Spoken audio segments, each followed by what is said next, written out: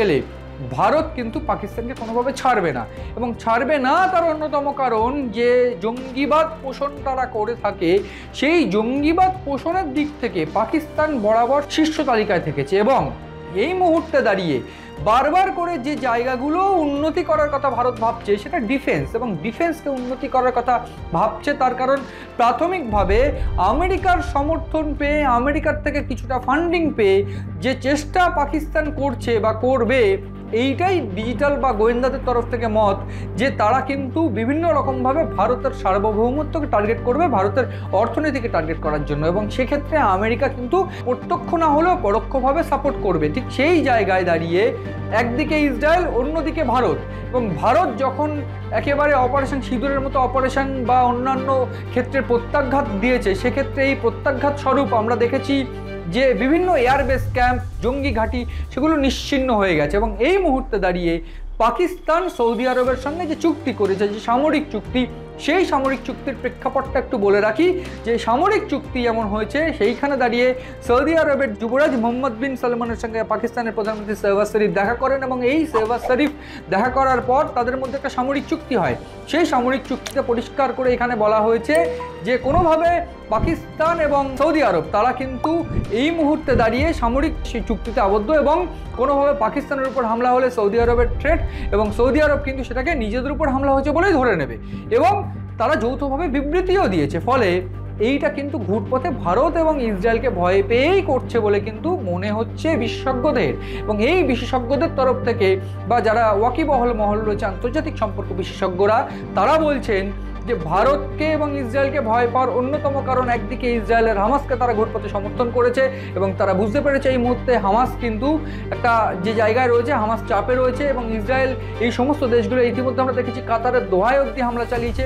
কাতারে হামলা করতে পারলে পাকিস্তানে হামলা করা কোনো ব্যাপার নয় ইসরায়েলের ক্ষেত্রে। সেই জায়গায়, সেই ভয়েই কি সৌদি আরবের সঙ্গে এই চুক্তি। এবং এই জায়গায় একটু বলে রাখতে হবে আমাকে, সৌদি আরবের সঙ্গে কিন্তু ভারতের সম্পর্ক, কূটনৈতিক সম্পর্ক কিন্তু মন্দ নয়, সেই ইতিহাস আমি বলবো। কিন্তু তার আগে ছোট্ট যে বিষয়টা বলতে চাইবো, যে দোহায় কিন্তু সম্প্রতি 40টি দেশ নিয়ে, 40টি মুসলিম দেশ নিয়ে একটা সম্মেলন অনুষ্ঠিত। এই সম্মেলনেই কিন্তু এই পাকিস্তানের সঙ্গে সৌদি আরবের যে চুক্তি, সামরিক চুক্তি, সেইটা নিয়ে প্রাথমিক কথাবার্তা হয়েছে বলে মনে করা হচ্ছে। এবং এই যে সম্মেলন, সেই সম্মেলনে পাকিস্তানের যে গুরুত্বপূর্ণ ভূমিকা ছিল সেটা অনস্বীকার্য। তার কারণ পাকিস্তানই চাইছিল ইসরায়েলের বিরুদ্ধে গোটা মুসলিম দেশগুলোকে একজোট করতে, এবং সেইখানে দাঁড়িয়ে দুটো প্রবাবিলিটি আমি আজকে বলবো। প্রাথমিকভাবে পাকিস্তান এই ক্ষেত্রে একটা গুরুত্বপূর্ণ রোল, এবং পাকিস্তান এই জায়গায় দাঁড়িয়ে অবশ্যই সৌদি আরবের সঙ্গে প্রতিরক্ষা চুক্তি সারলেও সৌদি আরব কিন্তু ভারতের সঙ্গেও খুব ভালো সম্পর্ক মেনটেন করছে। কি কি সেই সম্পর্ক? প্রাথমিকভাবে যদি দেখা যায়, সেক্ষেত্রে 2019 সালের পর থেকে ভারতের সঙ্গে সৌদি আরবের সম্পর্ক আরও গভীর হয়েছে। নরেন্দ্র মোদী সফর করলো, এবং নরেন্দ্র মোদী যুবরাজের সঙ্গে দেখা করার পর সেক্ষেত্রে যুবরাজের সঙ্গে স্ট্র্যাটেজিক পার্টনারশিপ যে চুক্তি, সেই চুক্তি হয়। সেক্ষেত্রে জ্বালানি থেকে শুরু করে বাণিজ্য, আমি জ্বালানির যে বিষয়টা উল্লেখ করতে চাইবো, সৌদি আরব ভারতের অন্যতম অপরিচিত তেল সরবরাহকারী, এবং এই অন্যতম সবথেকে বেশি অপরিচিত তেল সরবরাহকারী যেহেতু দেশ, সেক্ষেত্রে সারা বছর প্রায় $15 বিলিয়ন বেশি মূল্যের তেল এবং গ্যাস সরবরাহ করে এই সৌদি আরব। এবং সেক্ষেত্রে ভারতের সঙ্গে একটা বাণিজ্য ব্যাপার কিন্তু অবশ্যই রয়েছে। ভারতের বড় মার্কেট, অবভিয়াসলি অর্থনৈতিক দিক থেকে সৌদি আরবের একটা ইকোনমিও কিন্তু ভারতের উপর ডিপেন্ড করে। এক্ষেত্রে আরও যে বিষয়টা রয়েছে বাণিজ্য, বিনিয়োগ, এবং সেক্ষেত্রে ইনভেস্টমেন্ট, টাটা থেকে শুরু করে মাহিন্দ্রা থেকে শুরু করে বিভিন্ন কোম্পানি কিন্তু স্ট্র্যাটেজিক ইনভেস্টমেন্ট তারা কিন্তু এই সৌদি আরবে করছে। এবং সেক্ষেত্রে দাঁড়িয়ে প্রায় 2030 সালের মধ্যে $43 বিলিয়ন প্রত্যেক বছর, সেটাকে এই মুহূর্তে দাঁড়িয়ে $50 বিলিয়ন কি তার বেশি নিয়ে যাওয়ার টার্গেট কিন্তু সৌদি আরব এবং ভারত কিন্তু স্ট্র্যাটেজিক পার্টনারশিপে তারা করেছে। এবং এই জায়গায় দাঁড়িয়ে একটা বড় অঙ্কের মানুষ কিন্তু ভারতের থেকে সৌদি আরবে যায় এবং সৌদি আরবে বসবাস করে। সেক্ষেত্রে মক্কা থেকে শুরু করে বিভিন্ন গুরুত্বপূর্ণ পার্ট সৌদি আরবেও রয়েছে, এবং সেক্ষেত্রে ধর্মীয় বিষয়েও কিন্তু সৌদি আরবের সঙ্গে ভারত অত্যন্ত গুরুত্বপূর্ণভাবে যোগাযোগ সম্পন্ন করে।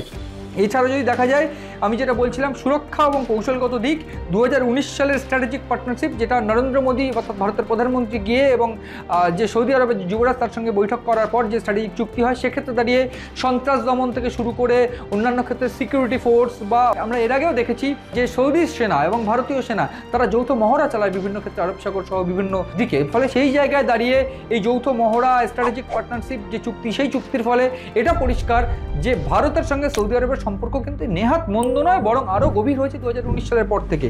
এছাড়া পরিবহন ক্ষেত্রে কিন্তু আরও একটা বিষয় গুরুত্বপূর্ণ, যেটা আমি বলছিলাম কয়েকদিন আগেই, যে সিপিইসি অর্থাৎ চায়না পাকিস্তান ইকোনমিক করিডর, অর্থাৎ চীনের সঙ্গে মধ্যপ্রাচ্যকে যোগ করার জন্য পাকিস্তানের মধ্যে দিয়ে যে ইকোনমিক করিডর, সেটা ইতিমধ্যে যদিও বন্ধ করে দিয়েছে চীন পয়সা ঢালা।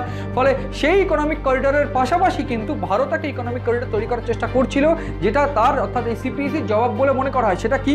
প্রাথমিকভাবে India middle east Europe economic corridor অর্থাৎ IMEC অর্থাৎ ইমিক অর্থাৎ ইন্ডিয়া ইকোনমিক যে করিডর, যে ইউরোপের সঙ্গে কিন্তু এই মিডল ইস্টের যে যোগাযোগ, সেই যে করিডরটা কিন্তু ইতিমধ্যেই চলছে এবং সেখানে সৌদি আরব বিভিন্ন রকমভাবে বহু পয়সা ইনভেস্ট করছে এবং বহু টাকা ইনভেস্ট করা বা একটা হিউজ ইনভেস্ট তারা করছে। ফলে এই জায়গায় দাঁড়িয়ে ভারতের সঙ্গে সম্পর্ক কিন্তু অত্যন্ত গুরুত্বপূর্ণ। এবং আমি একটু বলে রাখতে চাইবো যে ভারত এই মুহূর্তে দাঁড়িয়ে কিন্তু পরিষ্কার এই গোটা বিষয়ের উপর একটা অবজারভেশন দিয়েছে বা বিদেশ মন্ত্রকের তরফ থেকে জানানো হয়েছে যে ভারত কিন্তু এই মিডল ইস্ট এবং এই যে তাদের যে সংযোগ বা ইতিমধ্যে যে চুক্তি, সেই চুক্তির দিকে নজর রাখছে এবং সাউথ এশিয়ায় যদি কোনোভাবে ট্রেড হয় সেক্ষেত্রে ভারত নিজেদেরটা সামলাতে বা নিজেদের যেটা সঠিক মনে হবে সেটা কিন্তু তারা করবে। অর্থাৎ অপারেশন সিঁদুরের মতন কোনো অপারেশন যদি ফের দরকার পড়ে পাকিস্তানের উপর চালানোর জন্য, যদি সন্ত্রাসবাদ তারা ফের দেখায় ভারতে, সেটা কিন্তু ভারত করবে, সেটা আগেভাগেই জানিয়ে দেওয়া হয়েছে। ফলে সেক্ষেত্রে সৌদি আরব তাদের পাশে দাঁড়াবে কিনা এটা যেমন একটা প্রশ্ন, ঠিক সেরকমভাবে আমার কাছে আরও একটা প্রবাবিলিটি রয়েছে, গাজায় কেন সৌদি আরব ইনভেস্টমেন্ট করছে না বা গাজায় কেন এই মুহূর্তে গাজায় সরাসরি সৌদি আরব পাশে দাঁড়াচ্ছে না, তার অন্যতম কারণ যেটা মনে করছে যে পাকিস্তান কিন্তু একটা পরমাণু শক্তিধর দেশ এবং সেই জায়গায় পরমাণু শক্তিধর দেশ কিন্তু এই সবথেকে গুরুত্বপূর্ণ একটা আর্থিক ইকোনমিক্যাল শক্তিশালী দেশ যদি একসঙ্গে হয়, সেক্ষেত্রে তারা নিজেদের সেফটি দেখার চেষ্টা করছে এবং সেই সেফটি কিন্তু ভারত এবং ইসরায়েলকে ভয় পেয়ে পাকিস্তান নিতে চাইছে। ফলে একটা বিষয় এই যে চুক্তিতে স্পষ্ট যে ভারত এবং ইসরায়েলকে এই পরিমাণ ভয়, সেই ভয়টা কিন্তু তাদের থাকা উচিত এবং পাকিস্তানের এই ভয়টা থাকলেই গোটা পাকিস্তান যদি সংশোধন করে বা নিজেদের শোধিত করতে বাধ্য হয়, তারা এই জায়গায় যে চিত্রটা একেবারে প্রকাশ্যে, সেইটা ভারত কোনোভাবেই নিজেদের স্ট্যান্ড থেকে সরবে না এবং নিজেদের উপর অর্থাৎ ভারতের উপর যদি কোনো সন্ত্রাস হয় সেক্ষেত্রে ভারত উপযুক্ত জবাব দেবে। সেক্ষেত্রে পাকিস্তানেও যদি হামলা করতে হয়, যদি প্রত্যাঘাত স্বরূপ জঙ্গি ঘাঁটি বা অন্যান্য কোনো অপারেশন চালাতে হয়, সেটা থেকে ভারত পিছুপা হটবে না। তাতে সৌদি আরব বা অন্য কোনো দেশ যদি এই ক্ষেত্রে পাকিস্তানের সঙ্গে চুক্তি করেও নেয়, সেক্ষেত্রে ভারতের কিছু আসে যায় না বলেই কিন্তু প্রাথমিকভাবে মনে করছে বিশেষজ্ঞ মহল। এবং এক্ষেত্রে আরও যে বিষয়টা যে পাকিস্তান কেন আগে ভাগে সৌদি আরবের হাত পা ধরে সৌদি আরবের সঙ্গে চুক্তি করে নিজেদেরকে বাঁচাতে চায়, তার অন্যতম কারণ ইসরায়েল এবং হামাস।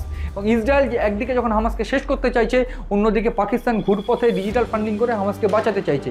সেই জন্য পাকিস্তানকেও কিন্তু শেষ করা হবে এই হুক্তি বা এই রকমের থ্রেট কিন্তু এর আগে বেঞ্জামিন নেতানিয়াহু দিয়েছিলেন। সেই ভয়ে এবং ভারতের ভয়, এই দুটো ভয়েই কি কাজ করছে।